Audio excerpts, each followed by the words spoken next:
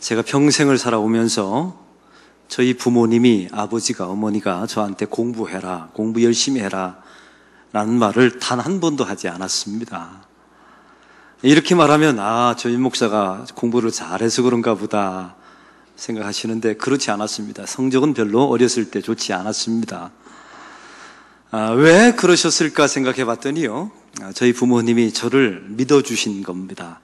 사실은 믿었지 않지만 믿어주신 것이죠. 그런데 제가 한 6학년 정도 되니까 어느 날 너무 놀아서, 제가 어렸을 땐 시골에서 자랐다고 말씀드렸죠. 철렵을 하다 보니까 시험 공부를 못해서 바닥을 기게 되었습니다.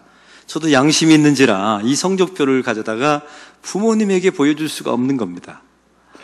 여러분 세대나 저희 세대나 예전에 성적표가 나오면 부모님의 도장을 받아다가 학교에다 냈던 시절이 있어요. 제가 양심의 가책이 있어서 이걸 해결하려고 부모님 도장을 몰래 훔쳤습니다. 이러기를 한 2번 정도 했던 것 같아요. 이제 부모님 도장을 찍어서 학교에다 성적표를 제출하니 제 마음이 편하겠습니까? 그런데 어느 날 또 성적이 너무 안 좋았습니다. 그래서 이번이 마지막으로 훔치리라 하고 제가 훔치려고 제 부모님의 방에 이렇게 들어갔더니 어머니 화장대 위에 아버지의 도장이 놓여 있는 겁니다. 그래서 이게 웬 횡재냐 하고 부모님의 도장을 찍어서 냈습니다. 이러기를 2번이나 반복해서 부모님의 도장이 화장대에 있었던 겁니다. 저는 이게 재수다, 우연이다라고 생각했습니다. 그런데 나이 들어서 나중에 봤더니 저희 아버지에게는 도장이 하나밖에 없었고 그 도장은 인감 도장이었어요. 그래서 화장대 위에 올려질 수 없는 도장이었습니다. 저희 아버지가 올려놔 주신 겁니다. 그리고 덮어주신 것이죠. 저는 아직도 이걸 잊지 않습니다.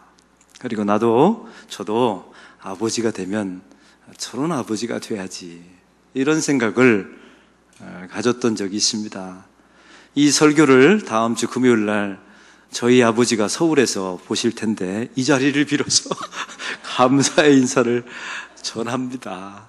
한 사람이 그냥 좋은 목사, 좋은 사역자가 되는 게 아니에요. 가장 가까이에 믿어주는 사람, 덮어주는 부모가 있을 때 좋은 사람들이 만들어지는 것입니다.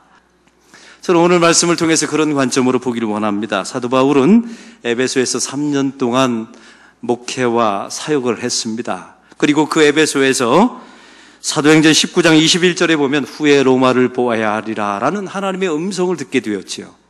사도 바울이 자기가 결심하고 자기가 나는 갈 것이다 말한 게 아닙니다. 하나님께서 사도 바울의 최종 목적지, 순교할 장소를 하나님께서 보여주신 거예요. 이제 에베소를 떠나서 예루살렘으로 올라가면 예루살렘에서 체포당해서 로마로 압송되어서 이제 순교하게 되는 마지막 과정입니다. 이제 에베소를 떠나게 되어서 오늘 성경에 보니까 드로아라고 하는 도시에 도착합니다. 이름 외우기 쉽죠? 드로아. 이 드로아에 도착하게 된 겁니다. 그리고 이 드로아에서 7일 동안 머물게 됩니다. 이제 7일이 다 지나가고 7일째 마지막 날 밤에 3층 높이의 다락방에서 사도 바울과 드로아 교인들이 함께 모여서 예배드리고 말씀을 나누게 되는 상황입니다. 사랑하는 성도 여러분, 이 환경과 이 분위기를 한번 상상해 보십시오. 이제 사도 바울이 드로아를 떠나면 다시는 이 드로아 교인을 볼 수가 없습니다. 이게 마지막입니다. 그러니 얼마나 간절한 마음, 얼마나 절박한 마음, 저들에게 얼마나 조금이라도 복음을 전할까, 이런 마음으로 설교했지 않겠습니까? 저는 이 말씀을 보면서 이런 상상을 해봐요. 제가 만약 오늘 이 설교가 은퇴하는데 마지막 설교라면, 아니면 제가 내일 죽는데 오늘 하는 마지막 설교라면 얼마나 간절하게 설교할까요? 바로 그런 상황입니다. 오늘 7절은 이렇게 말합니다. 그 주간의 첫날에, 바로 사도 바울이 드로아에서 7일째 있었던 날이 바로 그 주간의 첫날, 지금으로 말하면 안식 후 첫날, 주일이었던 것입니다. 이 당시의 주일은요, 초대교회 주일은 우리와 같은 이렇게 낮에 예배 드리는 날이 아니었어요. 밤에 드렸습니다. 왜냐하면 그 당시에 수많은 교인들이 다 노예들이었어요. 그래서 노예들이 하루 종일 일하고 와서 저녁에 함께 모여서 복음을 듣고 예수를 믿고 성찬식을 베풀고, 바로 이게 초대교회의 모습이었습니다. 이제 사도 바울이 드로아 교인들에게 마지막 강론을 하고 있습니다. 바로 이때 오늘 성경에 보니까 이 당시의 설교는요, 이렇게 지금 저처럼 일방적으로 교인들에게 이렇게 강론하고 설교하는 형태가 아니었어요. 사람들이 물으면 사도 바울이 대답하고, 사람들이 질문하면 사도 바울이 이런 뜻입니다라고 이렇게 강론했던 그런 설교 형태였습니다. 그런데 바로 이날 밤에 이제 사도 바울이 드로아에서 7일째 마지막 주일 밤에 마지막 설교를 할 때, 오늘 성경에 보니까 유쾌하지 않은 일, 비극적인 일이 벌어집니다. 오늘 그것을 9절은 이렇게 말합니다. 우리 9절 다 같이 읽겠습니다.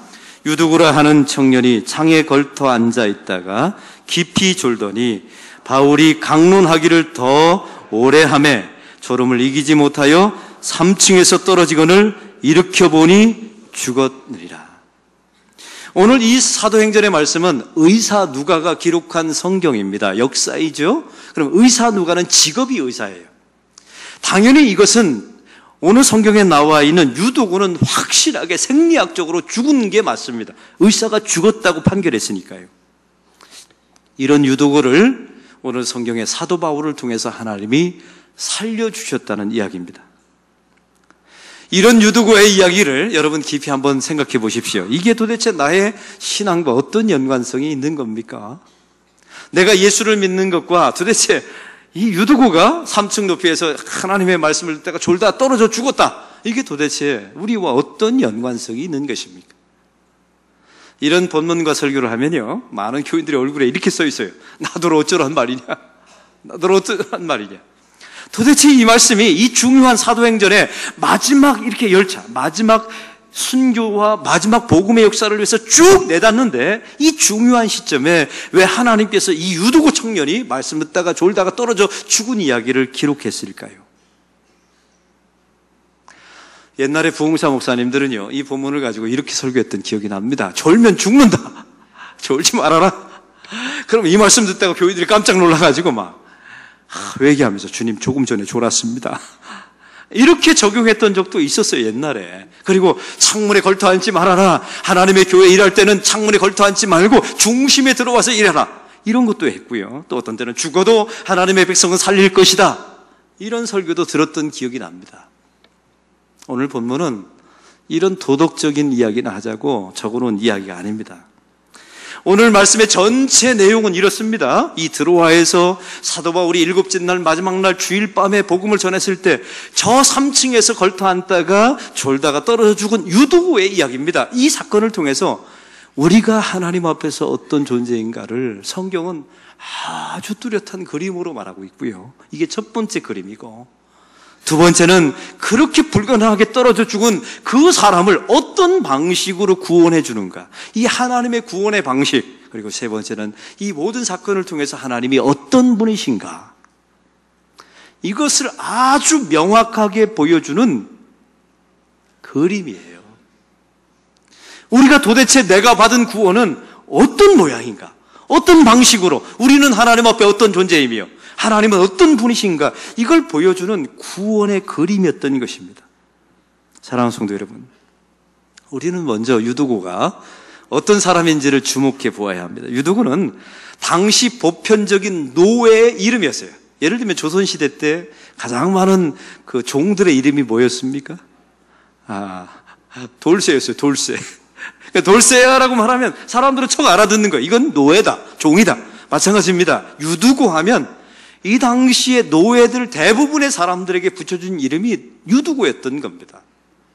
청년 노예였습니다. 주일 저녁까지 하루 종일 일하고 나서 하나님의 말씀을 들으려고 3층의 다락방에 앉아서 말씀을 들었던 사람이 유두구였어요. 사람들이 너무 많아서 밀려서 3층에 앉을 수도 있고요, 너무 졸릴까봐 신선한 공기를 맡으려고 3층에 걸터 앉을 수도 있었던 사람이 유두구입니다. 그런데 참 비극적인 게 있습니다. 이 유두구의 이름의 뜻이 행복이었습니다. 그의 부모님이 노예였겠죠. 내 아들을 낳으면서 하나님, 내 아들만큼은 행복하여라. 내 아들에게 하나님 행운이 있기를 원합니다. 이런 마음으로 자기 아들의 이름을 유두구라고 지었을 거예요. 그런데 이 유두구의 인생을 보십시오. 노예입니다. 하루 종일 일하고 이 주일날, 안식일날 주일에 찾아와서 저녁에 걸터 앉아서 꾸벅꾸벅 졸면서 말씀을 듣습니다. 그런데 문제가 생겼어요. 사도 바울의 강론이 점점 길어지는 겁니다. 사도 바울이 지금 타이밍이 언제라고요? 이제 마지막 보는 겁니다. 이제 다시는 살아서 들어와 교인들을 못 봐요. 그러니 얼마나 간절하게, 얼마나 많은 말을 하고 싶었을까요? 점점 설교가 강론이 길어졌습니다. 그리고 8절에 보니까 윗다락에 등불이 많이 켜 있는데, 여러분 이 당시에는요 전기가 없었지 않습니까? 그러니까 소롱불을 다 켜놓은 거예요. 그러니 안 그래도 팔레스타인의 저녁이 더운데 이게 열기가 다 어디로 올라갑니까? 위로. 열기는 아래에서 위로 쭉 올라가요. 거름도 아래에서 위로 쭉 올라가요. 그걸 다 누가 마시고 누가 있을까요? 그 자리에 유두구가 앉아 있었던 겁니다. 산소가 점점 희박하게 되었죠. 피곤이 몰려왔습니다. 그리고 졸다가 떨어져 죽었습니다. 사랑하는 성도 여러분, 여기서 우리가 알아야 되는 게 있습니다. 이 유두구는 신앙이 없어서 좋은 게 아니에요. 하나님의 강론을 들으려고 정성껏 시간을 내서 저녁에 찾아온 겁니다. 의지가 약해서 졸은 게 아니에요. 노예로 하루 종일, 여러분 노예의 인생은 쉽게 생각하시면 안 됩니다. 하루 종일 종으로서, 노예로서 노동하다가 이 저녁에 와서 말씀 들으려고 달려온 거예요. 그리고 좀 더 잘 들으려고 3층 높이에 좋은 공기를 마셔보려고 했는데 이게 작전 실수죠. 거름도 올라오고 열기도 올라오고. 나름대로 자기 열심을 가지고 무엇인가 해보려고 했던 사람입니다. 부모가 지은 이름에 따라서 나는 행복해졌으면 좋겠다라는 강렬한 열망을 있었어요. 그래서 사도 바울 앞에 나와서 복음을 들은 겁니다. 신앙을 가지려고, 말씀을 좀 들어보려고 지친 몸을 이끌고 지금 사도 바울 앞에 앉아 있는 것입니다. 이런 유두고의 결과가 무엇이었습니까? 떨어져 죽으리라. 숨이 끊어졌습니다. 모든 소망이 한순간에 다 사라졌습니다. 사랑하는 성도 여러분, 이런 유두고는 오늘 성경은 말합니다. 이게 아까 첫 번째 말씀드렸죠. 이게 성도들이 하나님 앞에서 어떤 존재인가를 보여주는 그림이라고요. 불행한 존재, 무능한 존재, 정말 자기가 무엇인가를 해보려고 했지만 교회에 와서 또 떨어져 죽는, 결국 자기 힘으로 자기의 생명을 살릴 수 없는 절대 불가능한 존재, 이걸 보라는 겁니다. 사랑하는 성도 여러분, 저와 여러분이 이 시대의 유두고입니다. 한번 따라 봅시다. 하나님, 제가 유두고입니다. 여러분이 신앙이 없어서, 여러분이 의지가 없어서, 결단이 없어서 졸다가 떨어져 죽는 게 아닙니다. 여러분이 실패하고 여러분이 절망하는 게 아니에요. 하나님께서 우리의 실체를 보라고 말씀하십니다. 사도 바울이 이제 설교를 길게 하는데 갑자기 쿵 소리가 나는 거예요. 했더니 저 3층 꼭대기, 이 정도 꼭대기에서 떨어져서 유두고가 그 자리에서 즉사한 겁니다. 사람들이 이제 모여서 소동했겠죠. 그리고 아마 수많은 사람들이, 그거 알고 있는 사람들이 울부짖었을 겁니다. 이때 사도 바울이 그에게 찾아가서 이렇게 말합니다. 다른 사람들은 울며 떠들지 말라라고 말하죠. 그리고 아주 특이한 행동을 보입니다. 오늘 성경의 10절을 다 같이 읽겠습니다. 10절입니다. 바울이 내려가서 그 위에 엎드려 그 몸을 안고 말하되 떠들지 말라, 생명이 그에게 있다 하고. 유두고의 시신을 찾아가서 사도 바울이 그 위에 엎드렸다라고 말합니다. 이건 덮었다는 겁니다. 자기 몸을 시체 위에 얹었다는 거예요. 사랑하는 성도 여러분, 안수하면 못 살아나는 겁니까? 여기서 너에게 예수의 이름을 명하노니 일어나라 라고 말하면 능력이 안 나타나는 것입니까? 왜 굳이? 사도 바울은 그 시체, 그 당시의 시체는 부정한 것이었어요. 유대인과 율법에 따르면 시체 위에 엎드리면, 만지면, 접촉하면 안 됩니다. 근데 오늘 성경에 사도 바울이 희한하게 거기 가서 자기 몸을 덮습니다. 왜 이런 모양, 왜 이런 퍼포먼스, 왜 이런 그림을 성경은 우리에게 보여주시는 것입니까? 다른 방법으로도 얼마든지 살려낼 수 있는데 말이죠. 왜 성경은 이 방법만을 고집하는 것입니까? 시체는 부정한 것이라고 말씀드렸죠. 그 시체는 저와 여러분을 상징하는 용어입니다. 그러나 그 모든 부정한 것이 사도 바울에게 옮겨지는 이 모습을 형상화, 그림으로 보여주고 있는 내용이에요. 예수님께서 십자가에서 죽으심으로 우리의 전 존재를 덮어주셨습니다. 그래서 우리의 모든 죄가 예수님에게로 전가되죠. 이제는 우리는 예수의 피에 힘입어서 우리는 의롭다 칭함을 받았습니다. 할렐루야. 대신 죄 없으신 예수 그리스도가 우리 대신 죄값을 치르시고 사람들에게 죄 있다라는 말을 들으셨습니다. 사도 바울이 그들에게 말합니다. 생명이 그에게 있다. 이 말은 죽지 않았다는 말이 아니에요. 확실하게 생리학적으로 죽었어요. 그러나 예수 그리스도의 부정함을 통하여, 예수님의 대신 죽음을 통하여 너의 사망이 예수님의 생명으로 덮어졌다는 뜻입니다. 할렐루야. 그래서 바울이 유두고를 덮어버린 것입니다. 사실은 이 바울 안에 있었던 예수님이 유두고를 덮으신 것입니다. 이와 똑같은 사건이 열왕기상 17장에 나와 있습니다. 여러분, 엘리야와 사르밧 과부의 이야기를 기억하십니까? 엘리야는 오실 메시아를 상징하는 인물이고요. 사르밧 과부는 이스라엘 백성을 상징하는 인물들이에요. 그 팔레스타인 땅에 수많은 가뭄과 기근이 일어났습니다. 이 사르밧 과부의 집안에 어떤 일이 일어났습니까? 과부입니다. 남편은 죽었습니다. 아들 하나 가지고 생계를 이어갈 수밖에 없는 가정이었어요.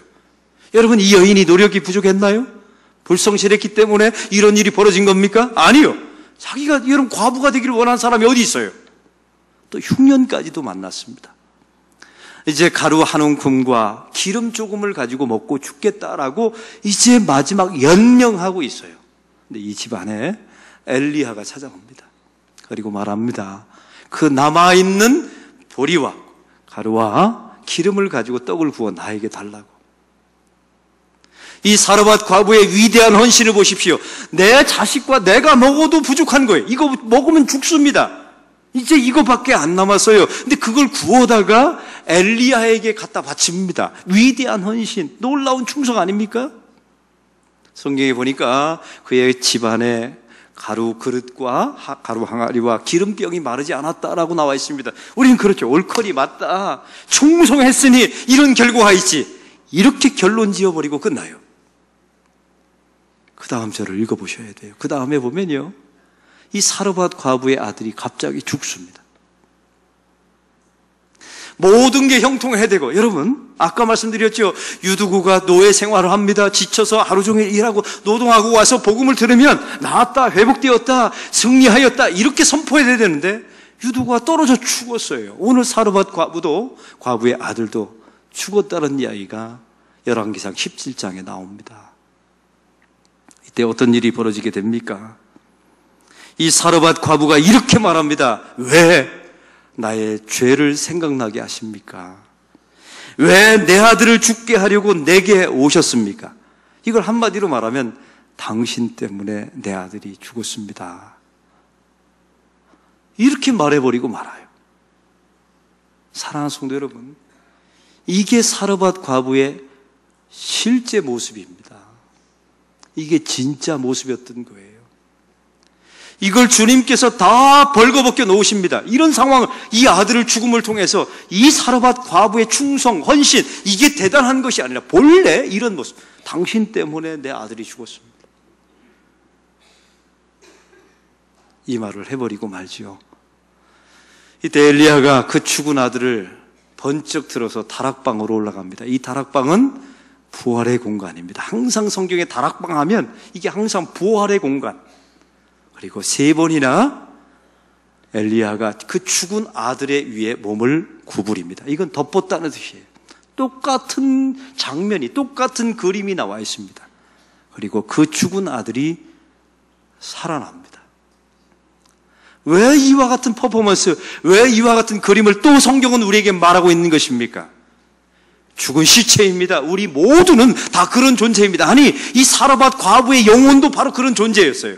그런데 어느 날 주의 은혜가 찾아와서 우리를 덮어버리신 겁니다. 그 가운데 생명이 살아나는 역사가 일어나게 될 줄로 믿습니다. 대신 부정해지신 예수 그리스도를 보여주는 그림이었던 것입니다. 유두고의 이름이 무엇이라고요? 행복과 행운이었습니다. 이걸 영어로 말하면 해피니스 아닙니까? 이 해피니스의 어원은요, 해프닝이에요. 그래서 참 이게 맹랑한 겁니다. 해프닝은 우연이라는 뜻이에요.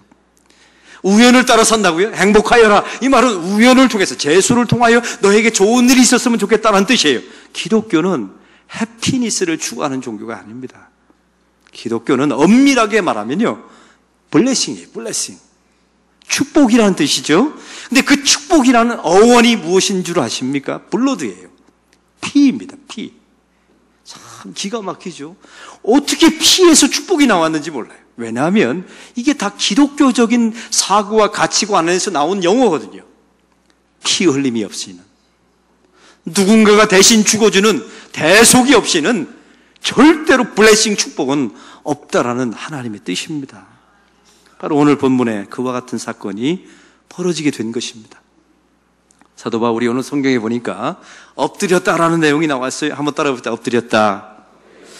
이게 헬라어에 보면 에피피프로라고 하는 단어로 나와 있습니다. 에피피프토. 이름도 참 힘들죠?